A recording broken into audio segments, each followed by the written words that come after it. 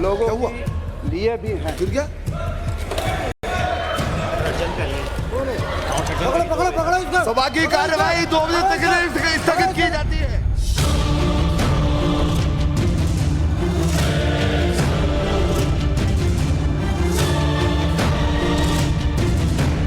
हमले वर्ष में इस तरह की घटना कैसे घटी?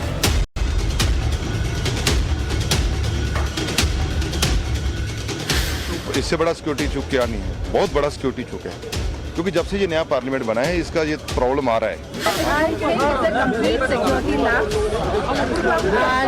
कुछ भी हो सकता है। इतना बड़ा सिक्योरिटी लैप्स हुआ है आज, जूते में तो कोई छोटा बम भी ला सकता था।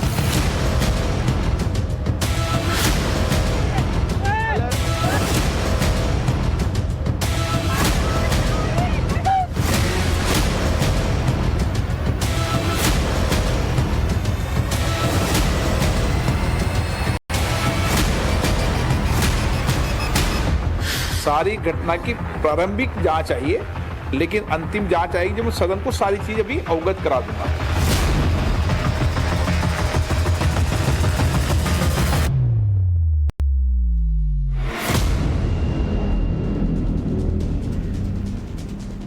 तेरह दिसंबर 2001 आज भी लोगों के जहन से नहीं हटता और आज एक बार फिर से उसी तारीख को वो जो हुआ जो लोगों को और देश के इस लोकतंत्र के सबसे बड़े मंदिर के अंदर लोगों को दहला देने वाला था।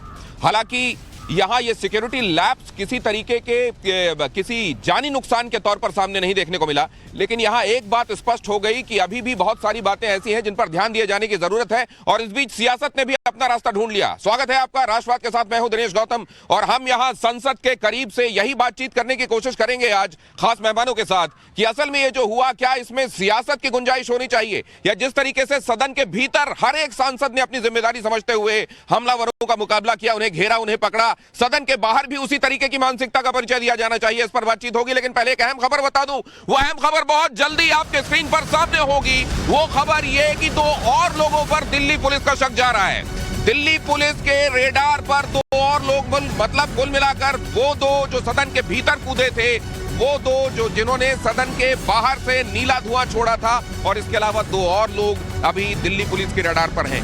इन 2 लोगों का रोल क्या है, इन 2 लोगों की भूमिका क्या है, इस बारे में बहुत जल्द मैं आपको जानकारी दूंगा। लेकिन फिलहाल ये 6 लोग थे, मतलब क्या ये एक बड़ा गैंग था और क्या ये गुरपतवंत पन्नू ने जो धमकी दी थी उससे जुड़ा हुआ गैंग है?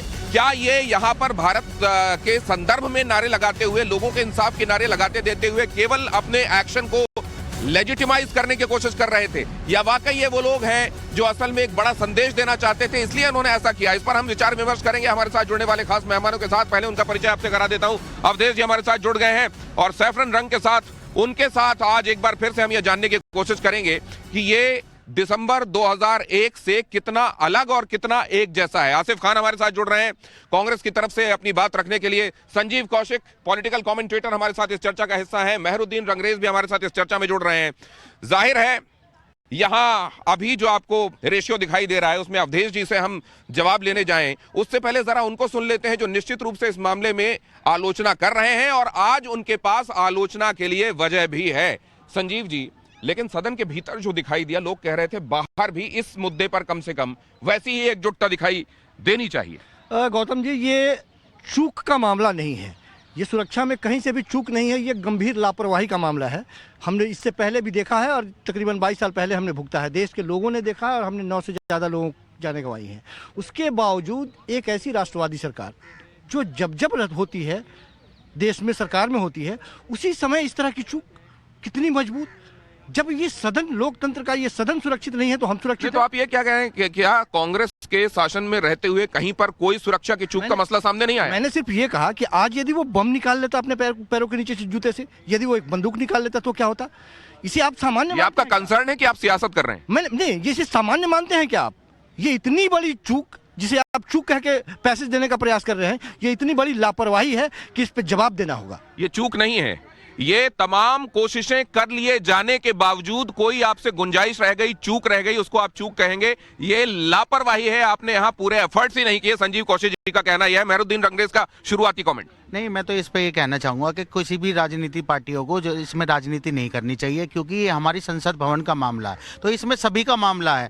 अगर हम इन सब चीज़ों को देखें, मगर उनकी बात जो वो महिला पकड़ी गई जो बाहर थी, उनके मैंने कौन कर रहा है राजनीति? मैं बता रहा हूँ, मेरी बात पूरी तो होने दीजिए। जो वो बता रही महिला कह रही कि महंगाई, बेरोजगारी, देखिए ये जो मुद्दे हैं, जिन पे मुद्दों पे जो सरकार बनी थी, मगर उन मुद्दों से वो भटक रही, मगर संसद में वो बात वो क्योंकि एमपी तो है नहीं जो आकर वो अपनी बात रख दें, तो उन्होंने ये विरोध प्रदर्शन का कल के दिन में कोई आतंकवादी किसी को जाकर गोली मारे और साथ में वो महंगाई बेरोजगारी का नारा भी लगा दे, तो आप उसको लेजिटिमाइज कर देंगे? नहीं, मैं गौतम जी ऐसे लोगों का मैं समर्थन नहीं करता, मगर उनकी आप आम लोगों की तो इसमें अगर मगर क्यों कर रहे हैं मेहरुद्दीन जी? सीधा स्टेटमेंट दीजिए। सर मैं क्या कह रहा हूँ, जो लोगों की समस्या है वो सरकार सुनना ही नहीं चाहती। तो जब वोट के लिए जाते हैं, जब कांग्रेस भी जाती है, बीजेपी भी जाती है, तो ये जनता नहीं समझती क्या? देखिए, सड़क से लेके संसद तक जितने भी विपक्षी पार्टियों के नेता हैं वो आवाज उठाते हैं महंगाई, बेरोजगारी की, मगर बात वही आ जाती है कि बार बार शमशान जो आप सब्जेक्ट टू कंडीशन कर रहे हैं। आपने मगर लगाकर एक महत्वपूर्ण बात कही है, मैं जरा उसको लेकर जाऊंगा। आपने बात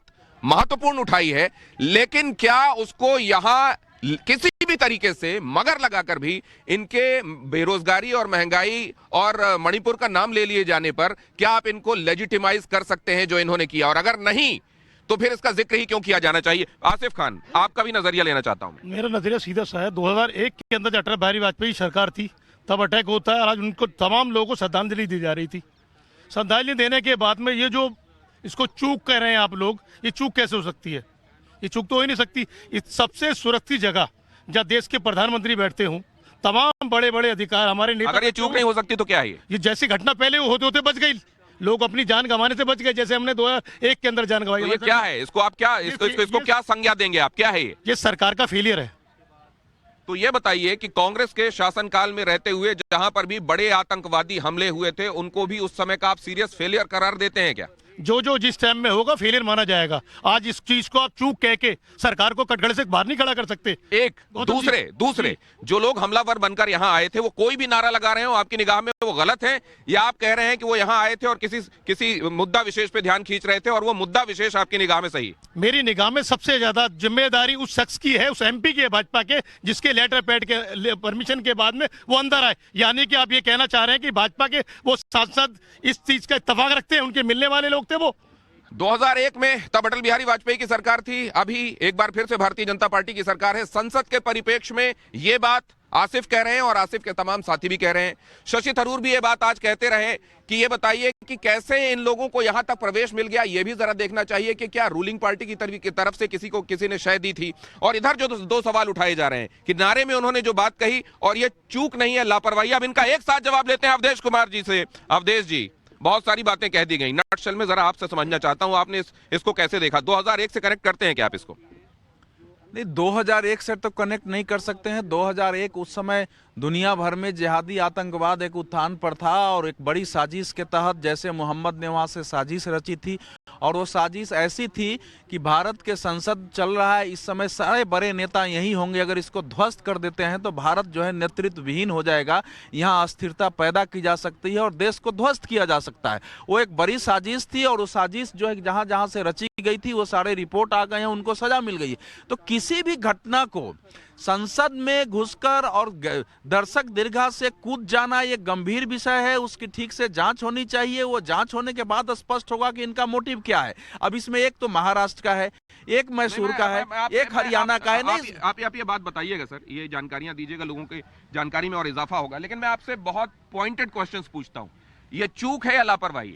नहीं, इतना पॉइंटेड क्वेश्चन इसका उत्तर नहीं हो सकता है, क्योंकि अगर लोकतंत्र को पूरी तरह घेर देंगे कि कोई जाए ही नहीं। दूसरे, उन्होंने जो नारे लगाए उसमें मणिपुर के संदर्भ में महंगाई बेरोजगारी की बात भी कर दी। क्या इससे उसको किसी भी तरीके से यहाँ जायज ठहराया जा सकता है कि वो बात कर रहे थे, उस पर भी ध्यान दीजिए। नहीं, दुर्भाग्य है कि आपका माइक और कैमरा इधर है, हमारे दो साथी इस पर हंस रहे हैं मेरे बोलने पर, मैंने इन पर हंसा नहीं है। इस समय मैं ये कह रहा हूं कि भारत को अस्थिर करने के लिए, भारत को बदनाम करने के लिए, यहाँ की राज्य व्यवस्था को फेल दिखाने के लिए बहुत सारी शक्तियां सक्रिय हैं। कौन कहां किसका उपयोग कर रहा है, इसलिए ऐसी घटनाओं पर बहुत सधे हुई टिप्पणी करने की आवश्यकता है। भाजपा के उस सांसद के खिलाफ क्या कार्रवाई होनी चाहिए जिसकी इनविटेशन पे वो लोग अंदर पहुंचे? क्या वो देखिए ऐसा है, वो भाजपा का हो कांग्रेस का हो, अरे भैया लोग भाजपा का अरे बीच में नहीं, मैं लड़ने के लिए नहीं आया, मैं लड़ने के लिए नहीं आया, मैं उस विषय पर आया हूं। मेरा कहना यह है कि दर्शक के लिए क्या नहीं, अगर वो दो एनालॉजी ड्रॉ कर रहे हैं।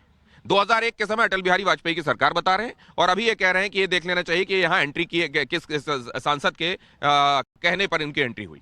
नहीं, ये तो जाहिर है कि उस समय भी उस सांसद के कहने पर अगर मेरे 4 दर्शक होंगे, मैं किसी को फोन करूंगा कि 4 लोग हैं जरा संसद में जाना चाहते हैं, तो वहां तो सुरक्षा चेक होगा नहीं, इसमें बम है कि नहीं, पिस्तौल है कि नहीं, फलाने है कि नहीं। और इस संसद भवन में हुआ था कि ज्यादा से ज्यादा लोग आए और इसमें पूरा इतिहास है, देखे, संसद से जुड़े, एक बना था। अब इसके बाद क्या होगा, यहाँ हम लोग चिल्ला रहे हैं कि इतनी कड़ाई हो जाएगी कि अब कोई आम आदमी अंदर नहीं जा सकता। विशाल मिश्रा जी भी मेरे साथ जुड़ रहे हैं, पॉलिटिकल कमेंटेटर। बहुत देर से आपका इंतजार चल रहा था विशाल जी। असल में यहाँ कई बातें कही गई हैं, कुछ का जवाब इन्होंने अवधेश जी ने दिया। मैं आपसे भी ये जानना चाहूंगा, असल में एक महत्वपूर्ण मुद्दा ये उठाया गया अभी संजीव कौशिक जी की तरफ से कि इसको सुरक्षा का चूक ना कहा जाए, ये एक सरासर लापरवाही है। तमाम कोशिशें कर ली गई, उसके बावजूद कहीं कोई गुंजाइश रह गई तो उसको आप कह सकते हैं कि चूक हो गई। यहां पर सरासर गुंजाइश छोड़ी गई है, लापरवाही है। इधर कहा गया कि उन्होंने 2 महत्वपूर्ण बातें भी उठाई, महंगाई, बेरोजगारी की। मणिपुर की बात भी वो कर रहे थे। क्या इस तरीके से कहीं पे भी उसको लेजिटिमाइज किया जा सकता है कि ध्यानाकर्षण के लिए कुछ लोगों ने इस कदम को उठाया? और तीसरी बात इधर से कही गई कि 2001 में अटल बिहारी वाजपेयी की सरकार थी, आज देखना चाहिए कि किस संसद के कहने पर वो लोग, सांसद के कहने पर वहां तक पहुंच पाए। वो कौन भाजपा सांसद थे? नहीं, निश्चित ही बहुत ही चिंता का विषय है जो कुछ भी घटनाक्रम घटित हुआ, लेकिन इसको, और वो भी आज का दिन, क्योंकि आज हम लोग को याद होगा कि आज उसकी बरसी हम लोग मना रहे हैं जो संसद पर हमला हुआ था। जांच होने दीजिए। पहली बात तो ये कि कुछ भी पहले से कह देना कि क्या है क्या नहीं है, हम लोग एक जिम्मेदार नागरिक हैं, तो लेट द रिपोर्ट कम।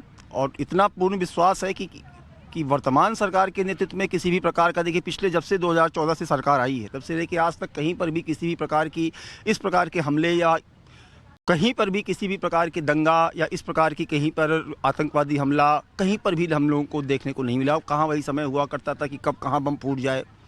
तो निश्चित तौर पर आंतरिक सुरक्षा के मामले पे सरकार उच्च मापदंडों पर जो है अपने आप को रखी है। हाँ, लेकिन ये बात ज़रूर इंक्वायरी की जानी चाहिए कि हाँ वो लोग कौन हैं, आए तो कहीं ना कहीं से पास बना होगा, किस तरीके से वो पहुँचे, ये तमाम सारी चीज़ें हैं, जांच का विषय है, उसे होने दीजिए।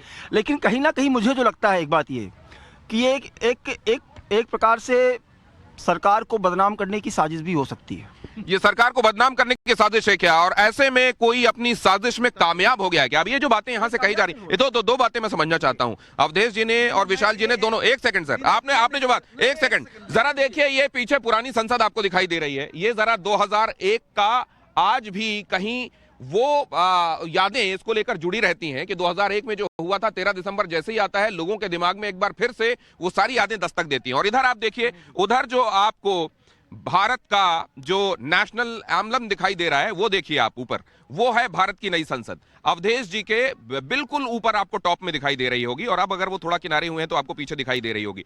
क्या आज दोनों ही 13 दिसंबर को लेकर ये दोनों ही जो इमारतें हैं उनके साथ ये यादें हमेशा के लिए जुड़ जाएंगी क्या? या इन दोनों में एनालॉजी ड्रॉ नहीं करना चाहिए? यहां से कुछ करने के लिए मेहरुद्दीन रंगरेज फिर बेताब है, बहुत जल्दी से अपनी बात कहिएगा, टाइम बहुत कम है। नहीं, सतपाल मलिक जी ने पहले ही कहा था और आगाह किया था पूरे देश को कि कोई भी भाजपा कोई ऐसा रणनीति कर सकती है, ऐसी कोई अपना एजेंडा ला सकती है, करवा सकती है, जिसकी वजह से उन्हें सहानुभूति मिल जाए लोगों की। और उन्होंने पहले ये आश्चर्य, ये किस लिए, क्या चाहिए उनको जो सहानुभूति, जिस तरीके से उनको मैंडेट मिला है, जो सारी हरियाली उनको, और क्या किस लिए? मोदी जी सैनिकों के ऊपर भी वोट मांग लेते हैं, तो ये तो कोई बड़ी बात नहीं है। उसके लिए क्या सबूत मिले थे जो सैनिकों के ऊपर वोट की बात आप कह रहे हैं, और आज उसको आप किस आधार पर कह रहे हैं, इससे जोड़ रहे हैं? राज्यपाल जो थे वहाँ के, सतपाल मलिक जी, जम्मू एंड कश्मीर के, उन्होंने पूरा बताया कि कैसे वहाँ पे ब्लास्ट हुआ, किस तरीके से वहाँ पे वो आए, आतंकियों के पास। सत्यपाल मलिक जी आज अचानक बहुत सारे लोगों को ठीक लग रहे हैं, लेकिन उसके पीछे राजनीतिक वजह है क्या? मैं संजीव कौशिक जी के पास लेकिन एक बात लेकर जाना चाहता हूँ। कौशिक जी, एक बात जो कही जा रही है कि आप मान लीजिए मुझे जानते हैं और आप सांसद हैं, आप मेरे लिए रेकमेंड कर देंगे, मैं अंदर जाऊंगा, लेकिन फिर तो ये वहां की व्यवस्था का सवाल है। क्या वहां पर सिक्योरिटी के जो एसओपीज हैं उनको रिव्यू की जरूरत है, या असल में आप समझते हैं कि यहां पर पॉलिटिक्स के मामले में कुछ रिव्यू किए जाने की जरूरत? 2 लोग हैं हमको लगता है सरकार के बचाव में यहाँ, और दोनों लोग यही कह रहे हैं कि जांच होगी। क्या जांच कर लेंगे? 350 किलो RDX कहाँ से आया, जांच कर लिया आपने? या पठान को उसमें जिस तरह से ISI को बुला के जांच करवा लिए, उस तरह से क्लीन चिट लेंगे आप? सवाल यह है कि सदन में, संसद में यदि कोई घुस जाता हो और इस तरह से वो बंदूक लेके घुस सकता है, वो बम लेके घुस सकता था, क्या आपको ये छोटी मोटी बातें लगती हैं? आज ऐसे पहुंच सकता है, कल कुछ और लेके पहुंच जाएगा। इस पे कोई ध्यान दे ही नहीं रहा। मैं तो सीधी बात ये कर रहा हूं कि कांग्रेस ने अपने प्रधानमंत्रियों के साथ सिक्योरिटी के मामले में, जाहिर है उनके अपने अनुभव रहे हैं। पंजाब के मुख्यमंत्री के साथ क्या हुआ, कांग्रेस के मुख्यमंत्री के साथ, वो भी आपको याद होगा। मैं ये कह रहा हूं गुंजाइश कहीं पर भी बनती है, लेकिन ये देखना चाहिए कि as a system, political leadership, सही विल के साथ काम किया जा रहा है कि नहीं। इसमें आपको गुंजाइश लगती है क्या? बार बार आप कह रहे हैं कि पूर्ववर्ती सरकारों के समय भी इस तरह की घटनाएं हुई, तो क्या उस समय भी चूक हुई थी क्या? आप यही पूछना चाह रहे हैं? मैं सिर्फ ये कह रहा हूं आपको पॉलिटिकल विल में, सिस्टम में, उसके विल पावर पर, चीजों की इंटेंशन को लेकर शक है, डाउट है क्या? नहीं, देखिए, हमारे देश का सिस्टम इतना मजबूत है कि मुझे फख्र है उस पर, और बड़े मजबूती के साथ काम कर रही है सिस्टम। लेकिन ये जो चूक हुई है, आखिर इसका सवाल, हम ये सवाल पूछे किससे? हम सरकार से नहीं पूछे तो किससे पूछे? और सरकार को यदि आप चाहते हैं कि बिल्कुल बरी कर दें और उसको हम छोड़ दें कि नहीं जांच होगी, उसके बाद में हम कुछ बोलेंगे, फिर हम चुप रह जाएं, पूर्ववर्ती सरकारों के समय भी ऐसा हुआ है, इसलिए अभी भी ऐसा हो रहा है। आप इनकी जगह होते तो क्या करते? जांच ना करते? नहीं, निश्चित तौर पर जांच करते, लेकिन सबसे पहले ये कहते तो पहले इस समय, आज 13 दिसंबर है, अभी 3-4 घंटे पहले की वो बात है, इस समय अगर आप बात कर रहे होते और उस पाले में खड़े होते तो क्या कहते? आप यहाँ क्या कर रहे हैं? आप भी तो सवाल ही कर रहे हैं ना, तो हम भी तो सवाल ही कर रहे हैं। नहीं, आप सवाल कर रहे हैं, लेकिन मैं आपसे ये जानना चाहता हूं कि अगर आप सत्ता पक्ष की तरफ होते, ये घटना घटी होती, तो आप जांच करवाने की बात ना कर रहे हो, आप कह रहे हैं कि उधर जांच करवाने की बात की बावजूद सवाल किए जाते और देश की सरकार से सवाल किए जाते, उनको जवाब देने की जरूरत है और खुलेआम आके जवाब देना होगा उनको। किससे चूक हो गई, कहाँ चूक हो गई? आपको लगता है एक आदमी जाके वहां जाने का मतलब? गुरजीत औजला ने, जो कि सांसद हैं और कांग्रेस के सांसद हैं, बाहर आप बेशक ये देख रहे हो, लेकिन अंदर पहले गुरजीत औजला ने ही सबसे पहले, गुरजीत सिंह औजला ने ही सबसे पहले हमलावरों को पकड़ा, धरा, पीटा। और देखिए, ये अंदर तो जाहिर है इस मामले में जो दिखाई दिया वो सही स्पिरिट दिखाई दी, लेकिन बाहर सियासत भी चल रही है। सियासत का जवाब लूंगा क्योंकि ये जायज है, संजीव कौशिक जी ने कहा, लेकिन पहले ये जरा देख लीजिए बातचीत में क्या कहा गया। कांग्रेस लोकसभा सांसद गुरजीत औजला हमारे साथ है बात करने के लिए। औजला साहब, जब ये घटना हुई, आप संसद के अंदर मौजूद थे, क्या कुछ देखा आपने? देखो, मैं संसद के अंदर ही मौजूद था, अर्जेंट मैटर 0 आवर चल रहा था, तो मैं 17 नंबर पे बोल के बैठा ही था, 20 तक होते हैं, तो हाउस सर्जन होने वाला था। अब वहां से शोर आता है कि आदमी कूदते हैं 2 नीचे, तो एक आदमी स्पीकर की तरफ भाग रहा है, तो हमने वहां से उसको रोकने के लिए ललकारा भी, और वो हनुमान बेनीवाल है हमारे साथ, उन्होंने पकड़ा आगे से। तो पीछे एक आदमी और था, वो मेरे को पता था, उसको तो सबने पकड़ लिया, तो फिर मैं उसकी तरफ भागा। उतनी देर में उसने बम निकाल के, वो जो स्मोक बम था, वो जो था वो उसने लहराना शुरू कर दिया, तो उसको फिर मैंने छीना, उससे हाथों पाई हुआ उसके छीन के, और उसको मैंने फिर भागकर बाहर सिक्योरिटी को दिया कि डिफ्यूज हो जाए, कुछ भी है पता नहीं। फिर अगर उसको पकड़ रखा था, उसकी फिर तलाशी वगैरह ली। जो आप बता रहे हैं, क्योंकि आंखों देखी आप लोगों का है, तो क्या कुछ आप लोगों के जहन में उस समय था? भाई उस समय तो ये था कि पता नहीं अब क्या होगा, कि मतलब सबके लिए कोई मतलब ये, क्योंकि वो 2 आदमी भाग रहे हैं, कुछ भी उनके पास हो सकता था, हमें तो ये इल्म नहीं था। तो हमने फिर सोचा कि जितना कोशिश कर सकते हैं उसको रोकना चाहिए। सोचने का तो मौका नहीं, जो भी हुआ उस समय हमने जो बेटर हो सकता था अपनी तरफ से करने की कोशिश की। जो समझ में आया वो उस समय सभी बिल्कुल हमारा समझ में यही था कि कुछ होने नहीं देना, कुछ भी हो, तो इसीलिए तो उसको पकड़ लिया। तो हाथ से भी ये, हाँ, अच्छा, क्या हाथ पर क्या हाथ पे ये इसी हाथ से पकड़ा ना, इसका ये सारा उसी का लगा हुआ है। अच्छा, हाँ, वो जल रहा था ना, जल के उसको पकड़ा जब, तो फिर वो बाहर फेंका आकर। क्या अब, क्योंकि अब इस पर सर्वदलीय बैठक भी स्पीकर ने बुलाई, ये सब एहतियात भी बरतने की बात कही जा रही है, पुलिस अपना काम कर रही है, क्या कुछ लगता है आपको? दुख ये बात का है कि आज इतना बड़ा दिन था, उसी दिन को उन्होंने चुना और उसी दिन में उन्होंने वो हरकत करके दिखा दी। दुख ये कि उनका हिम्मत कैसे बढ़ी। और उस समय जो पीठासीन सांसद थे वो भी हमारे साथ जुड़ेंगे। हालांकि ओम बिरला ने जो कहा वो लगातार ग्राफिक्स में आप देख रहे हैं, स्पीकर साहब ने जो कहा वो हम लगातार फ्लैश कर रहे हैं, लेकिन उस समय राजेंद्र अग्रवाल जी, मेरठ से सांसद, वो वहां बैठे हुए थे, पीठासीन थे, और उन्होंने उस समय क्या कहा, उन्होंने क्या महसूस किया, वो तो आपने सुना। लेकिन ये बताने के लिए प्रत्यक्ष हमारे साथ कुछ ही देर में वो जुड़ेंगे, जैसे ही जुड़ेंगे उनके पास मैं आपको ले चलूंगा। लेकिन फिलहाल एक बात मैं यहां समझना चाहता हूं कि अक्सर ये हम सुना करते थे, मुझे याद है श्री प्रकाश जायसवाल जी का बयान कई सारे मेरे को याद हैं, और इसी तरीके से मुझे उस समय के गृहमंत्री शिंदे जी का बयान भी याद आता है, जहां पर यह कहा जाता था कि जांच की जा रही है, बहुत जल्द जो आरोपी हैं वो पकड़ में होंगे और इसमें जो समुचित कार्रवाई होगी की जाएगी। ये अक्सर कांग्रेस के समय सुनने को मिलता था। क्या इस समय बहुत दिनों बाद, लेकिन क्या भारतीय जनता पार्टी और उनके साथ जुड़े हुए या उनके समर्थन में बात कहने वालों को भी वही बातें कहनी पड़ रही? अवधेश जी, नहीं, देखिए ऐसा है कि इसको आप देश के मुद्दे को इस ढंग से हम नहीं बांट सकते हैं।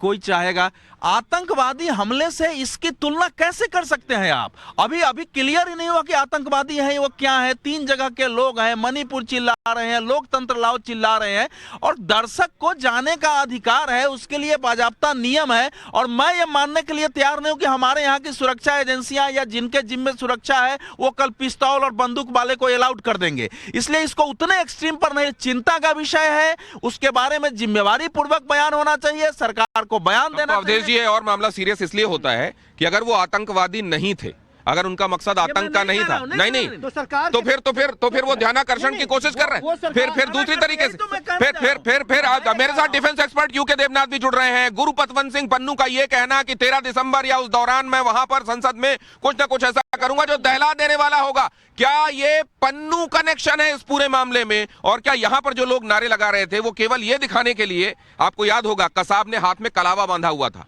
कोई मैसेज देने के लिए? यहां पर भी जो नारे लगाए गए, क्या वो मैसेज देने के लिए थे कि देखिए हम देश विरोधी नहीं है, देश के शुभचिंतक हैं? क्या ये बताने के लिए उन्होंने ऐसा किया था, जबकि असल में उनके मंसूबे कुछ और हैं? देवनाथ जी, आप कैसे देख रहे हैं इसको?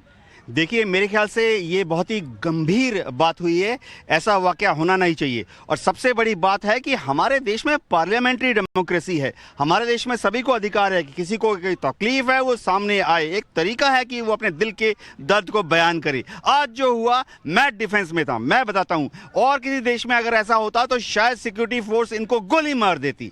मैं भी यहाँ जहाँ सिक्योरिटी का इंचार्ज था, हमारे ऑर्डर्स बड़े क्लियर थे कि अगर प्राइम मिनिस्टर वहाँ पर हैं, प्रेसिडेंट हैं, वाइस प्रेसिडेंट है, ऐसा होता ही तुरंत आप जेब से पिस्तौल निकालिए और शॉर्ट रेंज पर ही उसकी छाती पे रखकर गोली दबा दीजिए। क्योंकि भरोसा नहीं है कि अगर आज उसने जेब से स्मोक कैनिस्टर निकाला, कल पता नहीं जेब से उसके। आप कह रहे हैं कि क्या एसओपीज फॉलो नहीं हुए?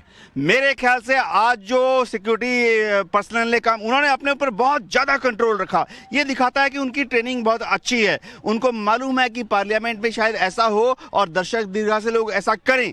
तो ये दिखाता है कि हमारी डेमोक्रेसी बहुत मजबूत है। एसओपी तो बहुत क्लियर है कि जो सिक्योरिटी फोर्सेस में हैं उनको तुरंत उनको दबोच लेना चाहिए, पकड़ लेना चाहिए, जो कि वो तो हुआ सर, वो तो हुआ, उन्होंने कर लिया। लेकिन मैं बताता हूं, ऐसा भी हो सकता था कि अगर ये थोड़ा और हल्ला मचाते या स्मोक कनिस्टर में थोड़ा सा नहीं, मुझे तो ये बताइए सर, हम लोग जब भी देखिए, जब ये दिसंबर 2001 की बात कर रहे हैं, हाँ। उसके बाद जब भी हम पार्लियामेंट गए, पार्लियामेंट में जाते हुए हमको कई सिक्योरिटी चेक से, बहुत सारी ड्रिल से गुजरना पड़ता है। ये वाली घटना हो गई। ये जो, और राजेंद्र जी हमारे साथ जुड़ गए, पहले उनके पास जा, राजेंद्र जी के पास अभी मैं जाना चाहता हूं। राजेंद्र अग्रवाल जी, आपने सबने देखा, पूरे देश ने देखा कि उस समय पीठासीन वो थे और उन्होंने सदन की कार्रवाई को फिर स्थगित करने के संदर्भ में घोषणा की। उन्होंने क्या महसूस किया और इसको वो किस तरीके से देख रहे हैं? क्योंकि जहां मैं चर्चा कर रहा हूं वहां पर कई लोग इसमें चूक की बात नहीं, सरासर लापरवाही की बात कर रहे हैं। वो ये भी कह रहे हैं कि 2001 में भारतीय जनता पार्टी की सरकार थी और आज भारतीय जनता पार्टी की सरकार है, तब संसद अटैक में आई थी, आज संसद पर खतरा आया है। इसको राजेंद्र जी आप कैसे देख रहे हैं? नहीं, ये तो मैं समझता हूं कि ऐसे विषयों के ऊपर इस ढंग की बयानबाजी करना या इस ढंग से सोचना, ये वास्तव में गलत है। ये कुछ विषयों के बारे में हमारी कंसेंसस होनी चाहिए।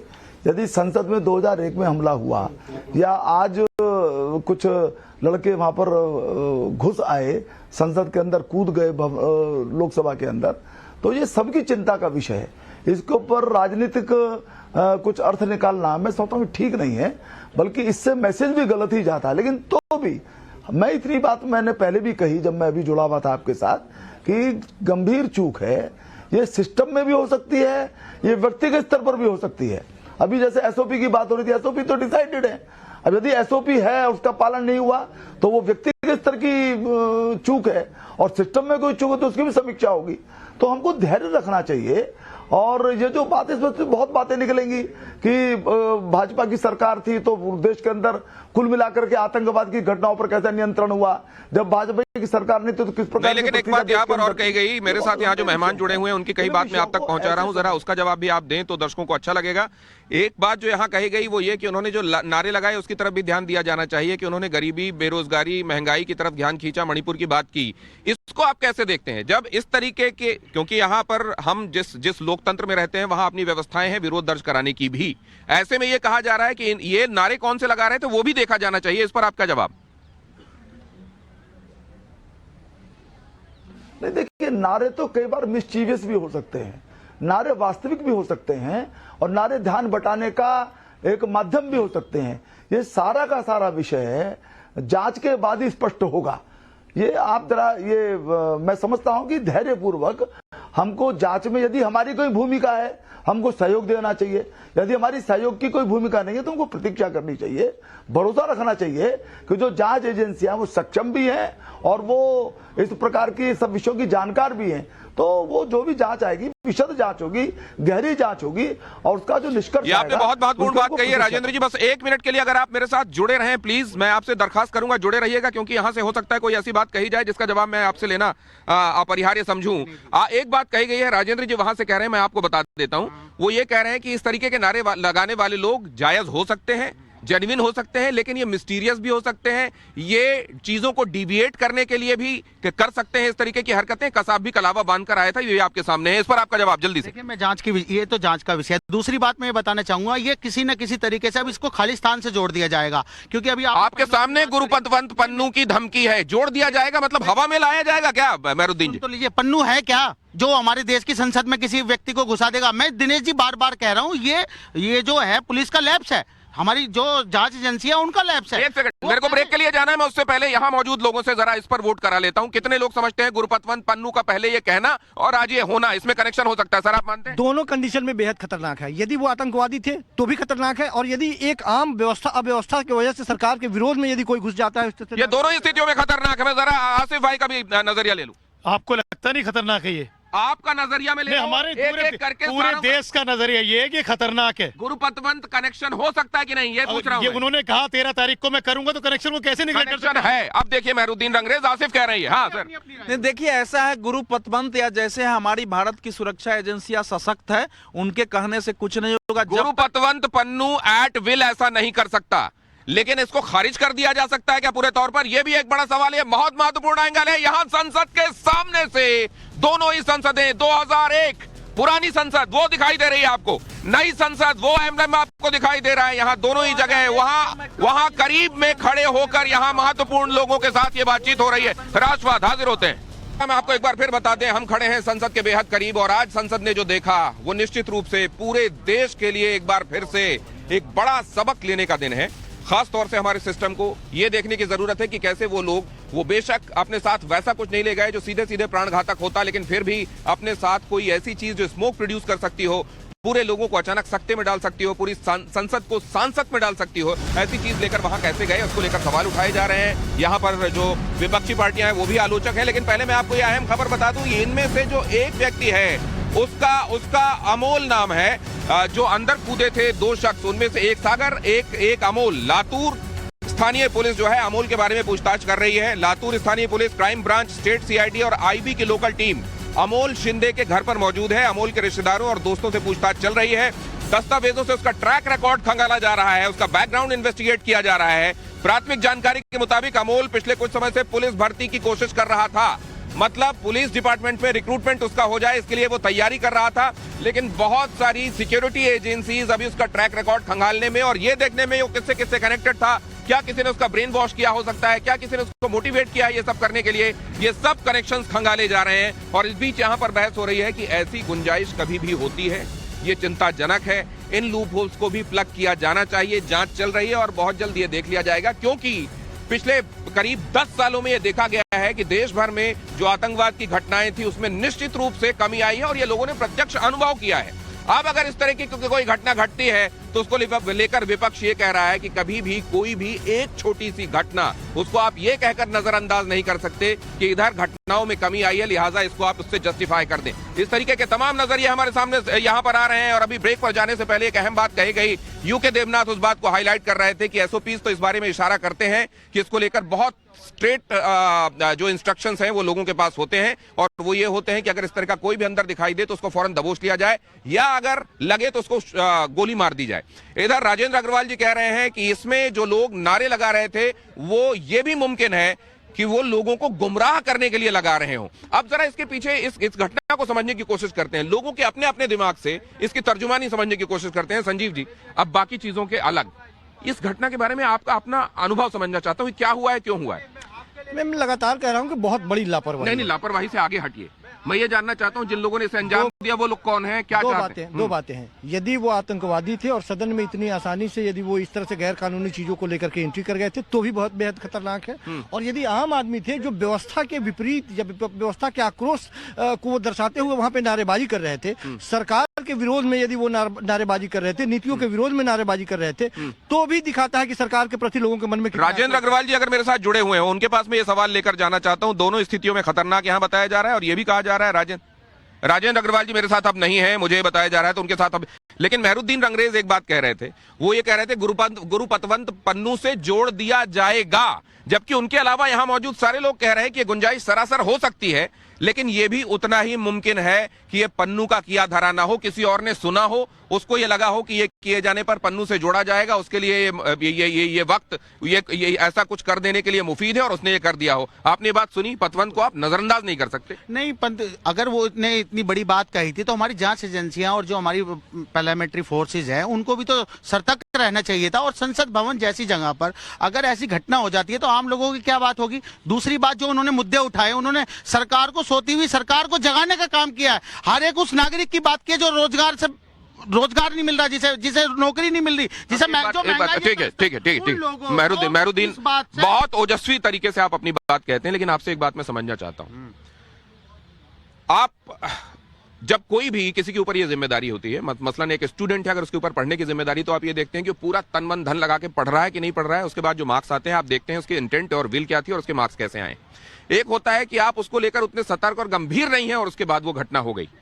आप यहां पर क्या मानते हैं, सतर्कता है, चीजें इन प्लेस हैं, उसके बावजूद गुंजाइश रहती है इसलिए ऐसा हो गया, या आप मानते हैं सब कुछ लचर है इसलिए ऐसा हो गया? देखिए, देश के युवा जब रोजगार मांगते तो कह देते हैं पकोड़े तल लो। मैंने आपसे सीधा सवाल किया था। मैं सीधा बता रहा हूं, सब कुछ अपनी जगह पर, चीजें पहले से बेहतर है तब भी हो गया। से युवा कहते हैं कि भाई महंगाई हो रही है, बेरोजगारी हो रही है, हमको नौकरी दो। जब सरकार नौकरी नहीं देती और उन पर उन्हें कहती है कि अफीम चटा देती है हिंदू मुसलमान का, शमशान कब्रिस्तान का, तो उन्होंने एक ऐसा मुद्दा सोचा कि ऐसी जगह जाकर अगर हम अपना विरोध प्रदर्शन कराते हैं तो वो मैं एक बात समझना चाहता हूं, मैं एक बात समझना चाहता हूं। एब्सोल्यूशन में आप बिल्कुल स्टेटमेंट दे सकते हैं, लेकिन क्या कंपैरिजन में भी आप चीजें देखना चाहेंगे? और मैं ये जानना चाहता हूं कि क्या आप मानते हैं पहले के मुकाबले हम एज अ सिस्टम ज्यादा मजबूत हुए हैं? उसके बावजूद ये है, इसकी जांच होनी चाहिए, सब होना चाहिए, लेकिन पहले के मुकाबले चीजें बेहतर हुई हैं कि नहीं हुई हैं, मैं ये जानना चाहता हूं। और इसको लेकर मैं आगे बढ़ूंगा, आपके पास आता हूं। देखिए, हमें कहने में कोई गुरेज नहीं है कि हिंदुस्तान रोजाना मजबूत हो रहा है, पहले से आज मजबूत है और इससे भी ज्यादा मजबूत आगे होंगे। इसमें कहीं कोई दो मत नहीं है कि किसी की इतनी हिम्मत नहीं है। मतलब सत्ता में कोई रहे, वो अपने आप ऑटो मोड में होने वाली चीज है, वो होती रहेगी, आप ये कह रहे हैं? लगातार हिंदुस्तान लगातार आप देखते चले आए, लगातार कमेंट ले लेता हूं मैं सर, ये अपने आप होता रहता, मजबूत तो हुए हैं हम, लेकिन ये अपने आप वैसे भी होता रहता, कोई भी रहता सत्ता में। नहीं, इस समय मैं राजनीतिक रूप से इसमें जुगलबंदी नहीं करने वाला हूं। देखिए, मेरी जो सोच जा रही है कि एक लातूर का रहने वाला, मैसूर के रहने वाला, हरियाणा के हिसार के रहने वाला, इन लोगों के बीच कैसे दुर्भिसंधि हुई, दोनों मिले, ये सब मिले कब कि प्लांट में यहाँ आ गए होंगे, तो जाहिर है कि इसको देखना तो पड़ेगा, ये सामान्य घटना नहीं है। इस समय एक चीज हम लोग भूल रहे हैं कि पूरी दुनिया में भारत विरोधी आतंकवादी लगातार उनकी मृत्यु हो रही है, मारे जा रहे हैं। अभी पाकिस्तान में कुछ दिन पहले जो पुलवामा का था उसको उठा लिया, वो घर में डर से बंद था, ये चारों तरफ मारे जा रहे हैं, तो उससे भी एक दहशत फैला हुआ है दुनिया भर में। फिर भारत अगर उठ के खड़ा हो रहा है तो वो भी एक समस्या है कि अगर एक आदमी नारा लगा दिया तो ये दुनिया भर में मैसेज जाएगा कि भैया यहाँ बेरोजगारी है, मणिपुर को ये शांत नहीं करें। मणिपुर का तो कोई आकर के ऐसा किया नहीं है, तो इसके पीछे ये जानने की सिर्फ इसलिए बातें नहीं की जाए कि हिंदुस्तान की छवि खराब हो रही है, हिंदुस्तान की छवि खराब हो रही है, इसे सरकार कमजोर है, इसके बारे में बात नहीं करेंगे, सरकार की चूक है, ये बात नहीं मानेंगे आप। कोई मणिपुर के लिए इसमें कूद रहे हैं, संसद को बाधित कर रहे हैं, वो मरने के लिए तैयार हैं, तो ये संदेश क्या देगा भारत के बारे में? ये नौबत क्यों आई? इसके बारे में ये हालत है इस देश में कि कोई आके संसद में कूद जाए, ये सच नहीं तो है। इसीलिए 20 सालों में सबसे ज्यादा बेरोजगारी है, ये सच नहीं है। 20 सालों में सबसे ज्यादा महंगाई, ये सच नहीं है। इसके बारे में बात नहीं करें। आपके तरीके से होते, मैं उसमें नहीं जाता हूँ। महंगाई है, मेरा तो यही कहना है कि ये चारों के बीच क्या ये चारों